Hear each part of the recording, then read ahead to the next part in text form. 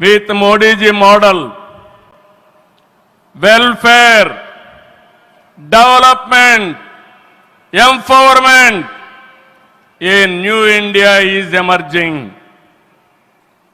In this last 10 years, people have been empowered and 15 crore people have been brought out of poverty. That is his greatness. One side development, one side eradication of poverty. That is the philosophy, ideology of our Prime Minister. Recently, always what all you talk is keeping nation first, not individual interest, anybody personal interest, only national interest.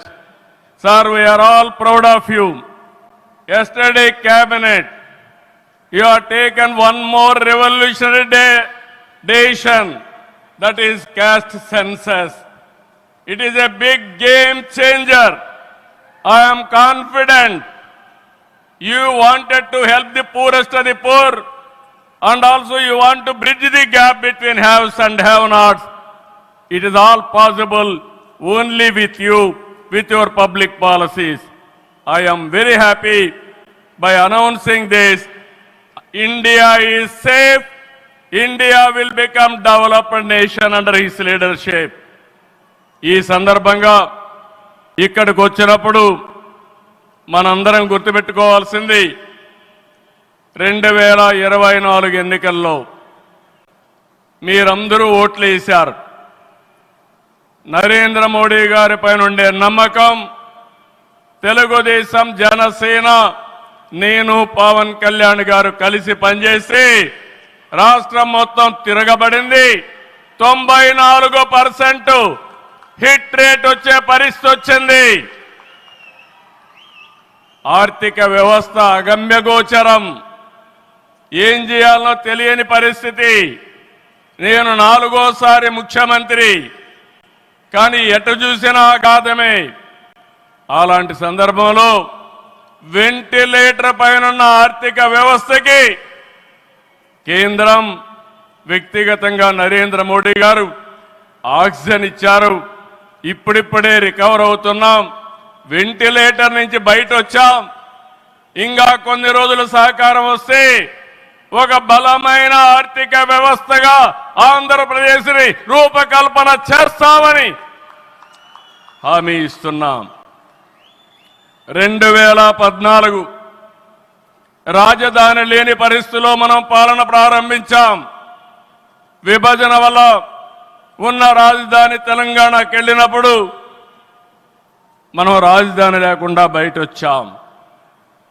Amaralingeswara స్వామి ఆలయం కొలువైన పుణ్యభూమిగా, శాతవాహనుల రాజధానిగా, బౌద్ధుల ఆత్మహత్య కేంద్రంగా, కృష్ణమ్మ తీరాన విరసిల్లిన అమరావతిని రాజధానిగా ఎంపిక చేసుకున్నాం. అమరావతి కేవలం ఒక నగరం కాదు, 5 కోట్ల ప్రజల సెంటిమెంట్. ప్రజల ఆత్మ గౌరవానికి, ఆత్మవిశ్వాసానికి, ఆశలకు, ఆకాంక్షలకు ప్రతిరూపం. ప్రపంచంలో ఎక్కడా లేని విధంగా 29,000 ఎకరాలు, 29,000 మంది రైతులు, 34,000 ఎకరాలు భూమి రాజధానికి ల్యాండ్ పోలింగ్ కింద ఇచ్చారంటే ఒక భారతదేశానికే కాదు, ప్రపంచానికే ఇది ఒక చరిత్ర. అలాంటి నిర్మాణం తలపెడితే దానిపైన మనం చూశాం విధ్వంసం 5 సంవత్సరాలు.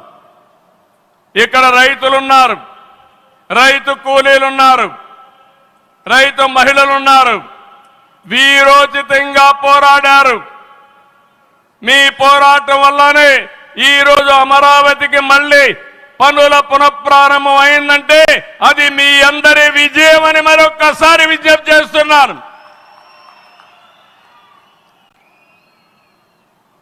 బాధలు పడ్డారు, అవమానాలు పడ్డారు, లాఠీ దెబ్బలు తిన్నారు, జైళ్లకు పోయారు.